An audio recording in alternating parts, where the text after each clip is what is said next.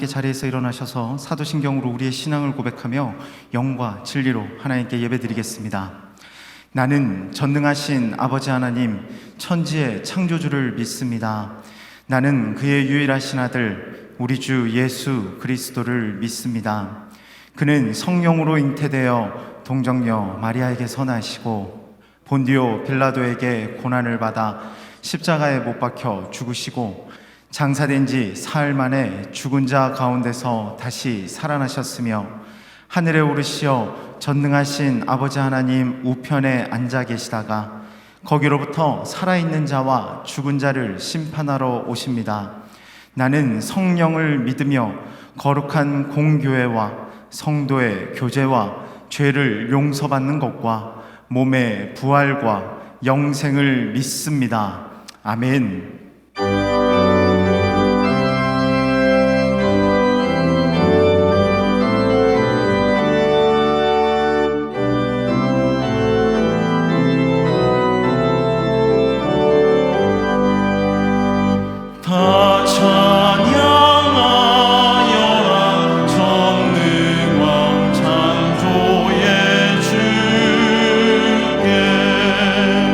내 오나 주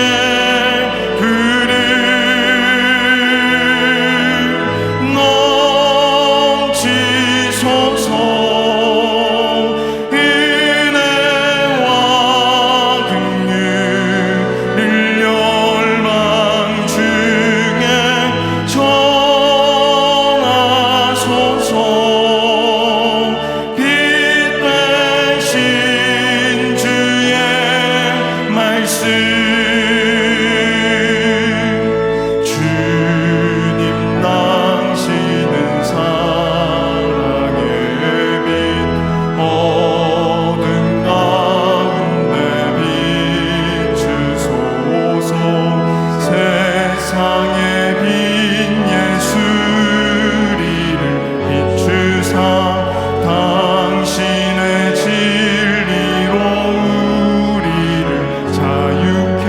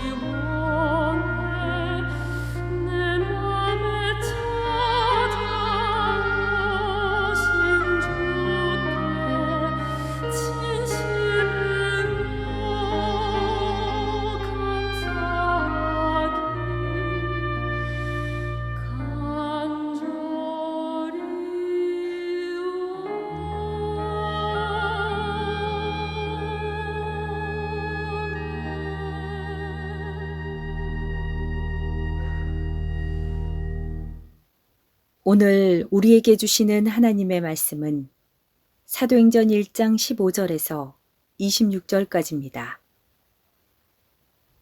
모인 무리의 수가 약 120명이나 되더라. 그때 베드로가 그 형제들 가운데 일어서서 이르되, 형제들아, 성령이 다윗의 입을 통하여 예수 잡는 자들의 길잡이가 된 유다를 가리켜 미리 말씀하신 성경이 응하였으니 마땅하도다. 이 사람은 본래 우리 수 가운데 참여하여 이 직무의 한 부분을 맡았던 자라. 이 사람이 불의의 삭스로 밭을 사고 후에 몸이 곤두박질하여 배가 터져 창자가 다 흘러나온지라. 이 일이 예루살렘에 사는 모든 사람에게 알려져 그들의 말로는 그 밭을 아겔다마라 하니 이는 피밭이라는 뜻이라. 시편에 기록하였으되 그의 거처를 황폐하게 하시며 거기 거하는 자가 없게 하소서 하였고, 또 일러스되 그의 직분을 타인이 취하게 하소서 하였도다. 이러함으로 요한의 세례로부터 우리 가운데서 올려져 가신 날까지 주 예수께서 우리 가운데 출입하실 때에 항상 우리와 함께 다니던 사람 중에 하나를 세워 우리와 더불어 예수께서 부활하심을 증언할 사람이 되게 하여야 하리라 하거늘, 그들이 두 사람을 내세우니 하나는 바사바라고도 하고 별명은 유스도라고 하는 요셉이요 하나는 마띠아라. 그들이 기도하여 이르되, 무사람의 마음을 아시는 주여, 이 두 사람 중에 누가 주님께 택하신 바 되어 봉사와 및 사도의 직무를 대신할 자인지를 보이시옵소서. 유다는 이 직무를 버리고 제 곳으로 갔나이다 하고, 제비 뽑아 마띠아를 얻으니 그가 11사도의 수에 들어가니라. 이것은 주님의 말씀입니다. 아멘. 우리는 지난 시간에 예수님께서 하늘로 승천하시는 장면을 함께 보았습니다. 오늘 이 시간에는 예수님의 승천을 지켜본 사람들이 예수님의 말씀을 마음에 새기고 함께 기도하는 장면을 보고 있습니다. 그 말씀은 예루살렘을 떠나지 말고 아버지께서 약속하신 것을 기다리라 하신 말씀이었습니다. 이 말씀을 그대로 믿고 예수님께서 약속하신 은혜의 때를 기다리며 기도하고 있습니다. 그들의 기다림은 기도하는 것이었습니다. 자, 그 수가 120명입니다. 120문도입니다. 그 가운데는 시골 사람도 있고 도시 사람도 있고 배운 사람도 있고 못 배운 사람도 있고 부유한 사람도 있고 가난한 사람도 있고 세리도 있고 몸을 파는 사람도 있었습니다. 자, 그런데 모두가 한 마음이 되어 기도하고 있었습니다. 무엇이 이들을 하나 되게 하고 있을까요? 그것은 바로 주님의 약속의 말씀이었습니다. 오늘 주님의 약속의 말씀을 붙들고 우리 모두가 하나가 된 것과 마찬가지입니다. 자, 그런데 그 자리에 꼭 있어야 한 사람이 보이지 않습니다. 그가 누구일까요? 그는 바로 예수님을 배반하여 팔아넘긴 가룟 유다였습니다. 이 유다는 참으로 비참한 최후를 맞이합니다. 그의 비참한 최후에 대하여 베드로가 이와 같이 기술하고 있습니다. 이 사람은 본래 우리 수 가운데 참여하여 이 직무의 한 부분을 맡았던 자라. 이 사람이 불의의 삭스로 밭을 사고 후에 몸이 곤두박질하여 배가 터져 창자가 다 흘러나온지라. 아마도 유다 자신은 예수님을 팔아 넘길 때 일이 이렇게 되리라고는 생각하지 못했을 것입니다. 그는 후회하였습니다.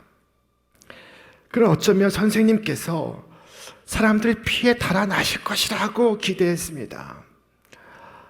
그는 어쩌면 선생님께서 특별한 능력을 보이심으로 저들의 수중에서 벗어나실 것이라고 믿었습니다. 그는 어쩌면 이번 기회에 예수님께서 사람들을 규합하여 새로운 국가를 선포하실 것이라고 생각했습니다.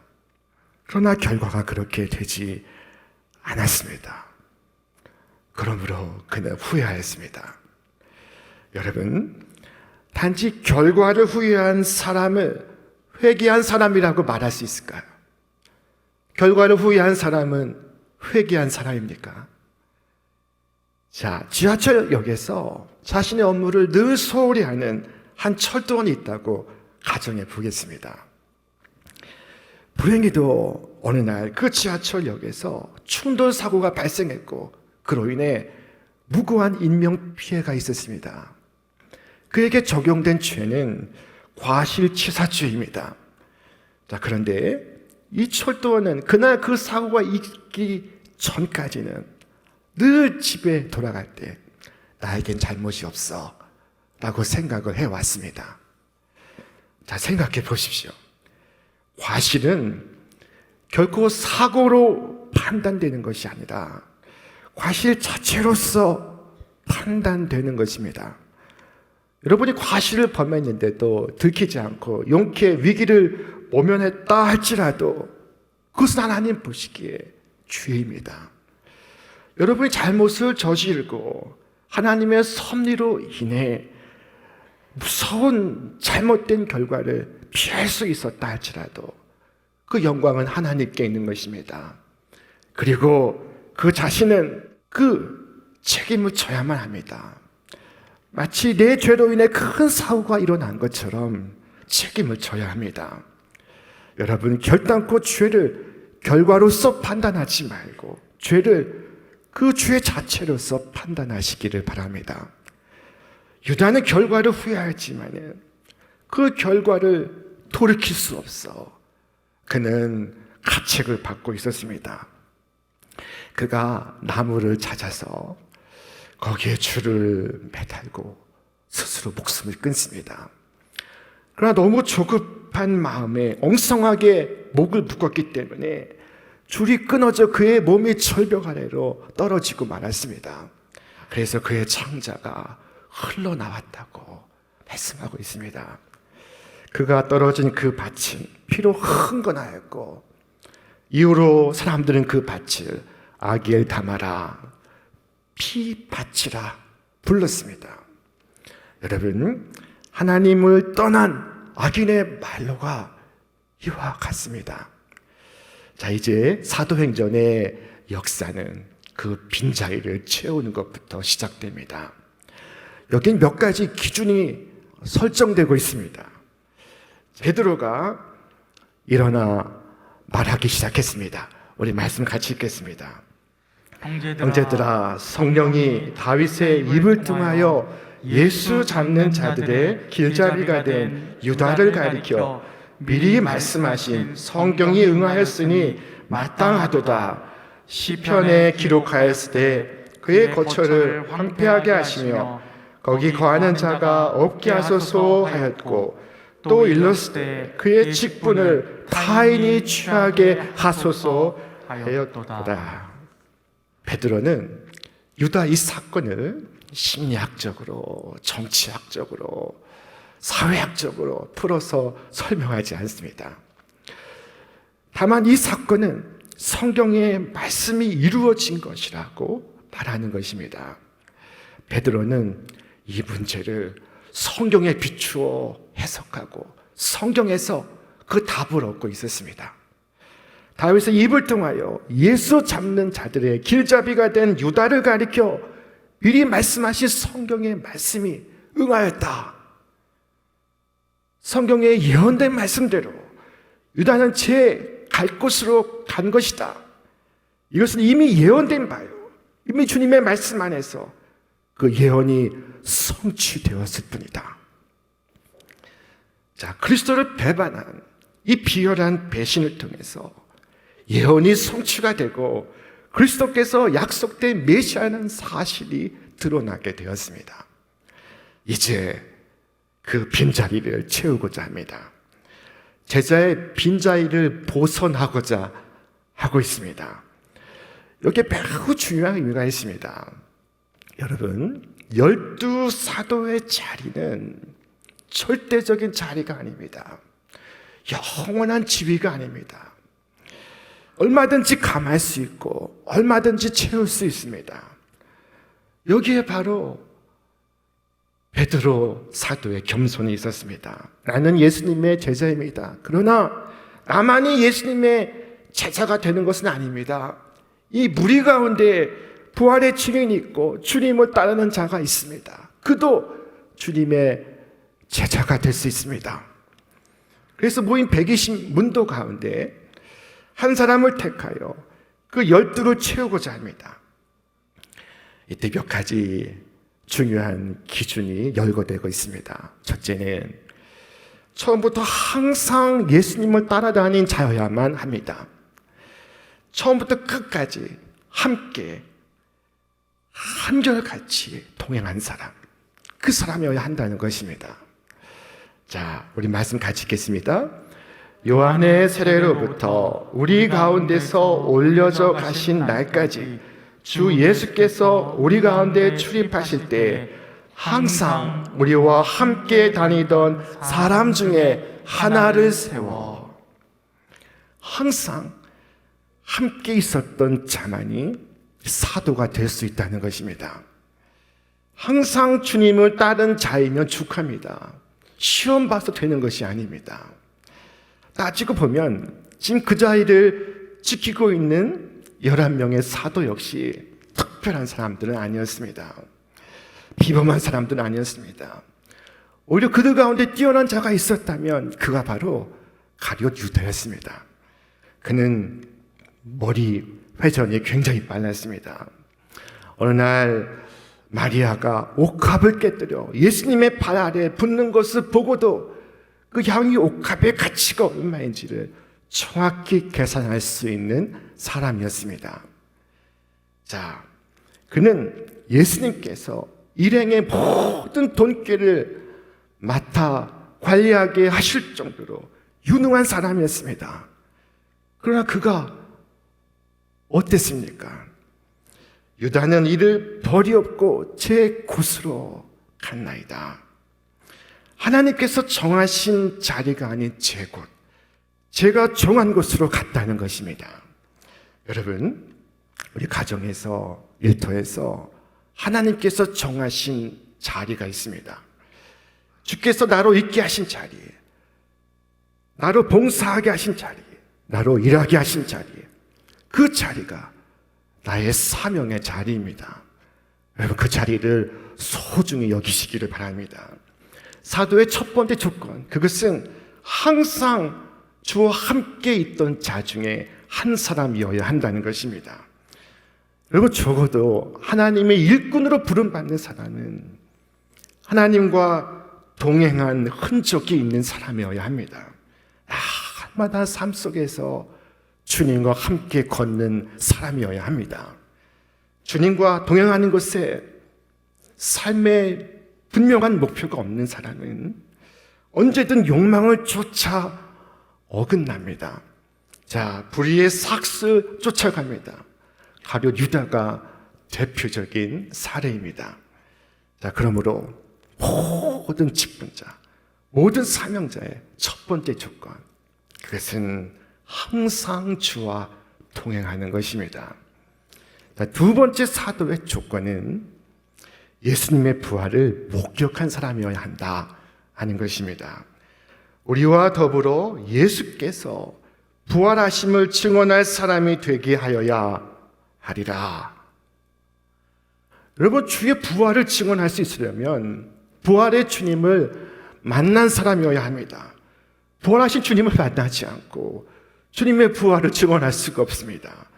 부활의 주님을 만나지 않고 부활의 증인이 될 수가 없습니다. 자, 여기서 우리는 한 가지 중요한 사실을 추론할 수가 있습니다. 그것은 가룟 유다는 사도가 될 수 없었던 인물이라는 것입니다. 왜일까요? 그는 부활의 주님을 만나지 못했습니다. 그러므로 그는 사도의 자격이 없었던 것입니다. 오직 부활의 주를 체험한 자만이 하나님의 일을 할 자격이 있는 것입니다. 병중에서 만났든지 사업하면서 만났든지 길을 가다가 만났든지 부활의 주님과의 분명한 만남이 있어야 합니다.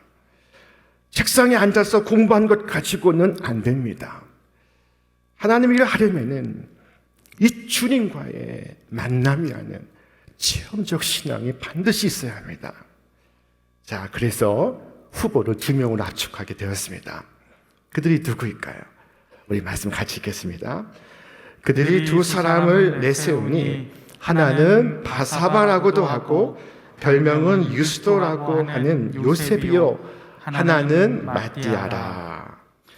자, 이 추천받은 두 사람이 우리는 신앙이 돈독하고 윤리적으로 또 도덕적으로 온전한 사람일 것으로 믿습니다. 자, 그들은 모두에게 신망을 받는 사람들이었을 것입니다. 둘 중에 누가 더 그래도 더 우세할까요? 누가 더 가능성이 높겠습니까? 자, 만약에 그들이 투표해서 결정하는 것이라면 아마도 요셉이 되었을 것입니다. 왜냐하면 요셉이 첫 번째 등장하는 제1순위자였기 때문입니다. 자, 그의 이름이 먼저 등장합니다. 그에 대한 설명이 장황합니다. 바사바라고도 하고 별명은 유스도라고 하는 요셉이요. 자, 바사바는 사바의 아들이라는 의미입니다. 사바의 아들 하면 모든 사람이 그를 알았습니다. 그의 아버지는 유명한 사람입니다. 그에게는 유스도라고 하는 로마식 이름도 있습니다. 사람들에게는 이 요셉이 더 알려져 있는 인물입니다. 그러나 그들이 하나님 앞에서 기도합니다. 그리고 제비를 뽑습니다. 자, 이것이 바로 사도의 마지막 3번째 조건이었습니다. 사도는 주께서 친히 지명하시는 것입니다. 예수님께서 12명을 부르실 때 친히 그 이름을 불러 지명하셨습니다. 베드로야, 안드레야, 요한, 빌립, 야고보, 주님께서 친히 지명하여 세우신 사람들입니다. 예수님께서 지명하신 사람만이 사도가 될 수 있습니다. 사도의 자격은 자격증을 따는 것이 아닙니다. 아버지께서 승계받는 것도 아닙니다. 주님께서 지명하심으로써만 가능합니다. 주님께서 부르셔야 사도가 될 수 있는 것입니다. 자, 그래서 저들은 기도합니다. 모든 결정권을 주님께 내어드리며 기도합니다. 그들이 기도하여 이르되 무사람의 마음을 아시는 주여, 이 두 사람 중에 누가 주님께 택하신 바 되어 봉사와 및 사도의 직분을 대신할 자인지를 보이시옵소서. 유다는 이 직무를 버리고 제 곳으로 갔나이다 하고 제비 뽑아. 그들이 기도하고 제비를 뽑습니다. 저들이 제비를 뽑는 것은 주님의 뜻을 묻는 것이요, 전적으로 주님을 신뢰하는 행위였습니다. 이 제비 뽑는 것은 구약의 전통입니다. 구약 성경 잠언은 이 제비 뽑기에 대해서 이와 같이 말씀합니다. 제비는 사람이 뽑으나 모든 일을 작정하기는 여호와께 있느니라. 제비 뽑기는 사람의 형식이나 그 진심은 결과를 하나님께 내어 맡기는 마음이다 라고 말씀하고 있습니다. 하나님의 절대적 선택을 믿는 것입니다. 그런데 여러분, 신약시대에 와서는 제비 뽑기로 사도를 뽑지 않습니다. 목사를 뽑지 않습니다. 장로를 뽑지 않습니다. 그것은 성령께서 각 사람의 마음에 오셔서 그 마음을 하나로 인도하시기 때문입니다. 보십시오. 바사바와 마띠아, 이 두 사람은 모두 훌륭합니다. 사도로서 자격이 충분합니다. 그러나 사람의 뜻이 아닌 주님의 뜻만이 중요합니다. 주께서 그를 부르셔야 합니다. 그래서 120문도는 두 사람을 세워놓고 그리고 둘 중에 한 사람을 지명해 주십사 하나님께 기도를 드리고 있습니다. 막연히 기도하는 것이 아니라 모든 준비를 다 해놓고 하나님의 역사를 기다리고 있습니다. 최선을 다하고 준비를 다 한 후에 주님의 마지막 결정을 기다리고 있는 것입니다. 그리고 제비를 뽑는데 그 결과가 어땠을까요? 자, 누가 선출이 되었습니까? 뜻밖에도 바사바라고도 하는 요셉이 아닌 마띠아가 선출이 되었습니다. 아마 모두가 놀랐을 것입니다. 자, 그러나 모두가 순복합니다. 어느 한 사람은 이의를 제기하지 않습니다. 우연히 뽑혔다고 생각하지도 않습니다. 하나님의 응답이라고 믿습니다. 모든 일을 하시는 하나님이시죠. 하나님께 맡기고 뽑았으니 하나님께서 뽑으신 자입니다. 이것이 저들의 믿음이었습니다. 주께서 우리에게 말씀하셨습니다. 너희가 나를 택한 것이 아니요 내가 너희를 택하여 세웠나니 이는 너희로 가서 과실을 맺게 하고 또 너희 과실이 항상 있게 하여 내 이름으로 아버지께 무엇을 구하든지 다 받게 하려 함이니라. 여러분, 그거 아십니까? 이 자리 뽑혀서 나오신 것도 여러분 주께서 택하셨기 때문입니다. 하나님 나라의 성도가 되게 하신 것도, 주님의 교회에 직분을 받게 하신 것도 하나님께서 선택하신 것입니다.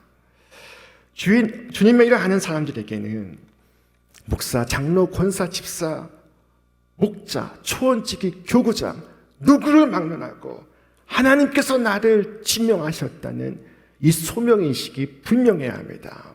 절대적으로 필요합니다. 누구든지 일꾼으로 부름받는 자는 이 비밀한 소명을 가진 자라야만 한다. 칼빈의 말입니다. 오늘 본문의 말씀은 이 마가의 다락방에 모여서 유다를 대신하여 사도를 보선하는 참으로 재미있는 이야기입니다. 간혹 우리는 선택의 기로에 처할 때가 있습니다. 크고 작은 선택의 순간을 만날 때 여러분 어떻게 하십니까? 여러분 어떻게 성령의 인도하심을 받습니까? 이 120문도는 한 마음으로 기도를 했습니다. 마음을 아파요. 마지막 순간까지 기도를 했습니다. 이것이야말로 하나님께서 역사하시는 방식입니다. 여러분, 이 사도의 직분을 오늘날 무엇과 같다고 할 수 있을까요? 교단의 총회장과 같다고 할 수 있을까요? 로만 가톨릭은 교황이 이 사도의 직분을 승계한다고 믿고 있습니다. 그러나 재미있는 것은 자신들이 투표하지 않고도 요셉이 아닌 마띠아가 된 것에 대하여 어느 누구 하나 선거 불복하지 않고 의심하지 않고 갈등하지 않았다는 것입니다. 왜일까요? 여러분 왜겠습니까?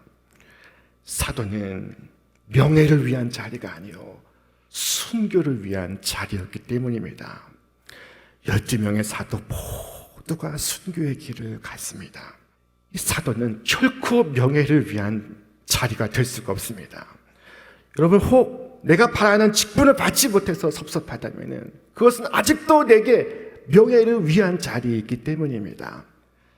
이 마띠아의 자세한 행적은 성경에 기록되지 않지만 그러나 12사도 중에 한 사람으로 성실하게 주님의 부활을 증언하다가 저 멀리 이디오피아에서 순교를 합니다.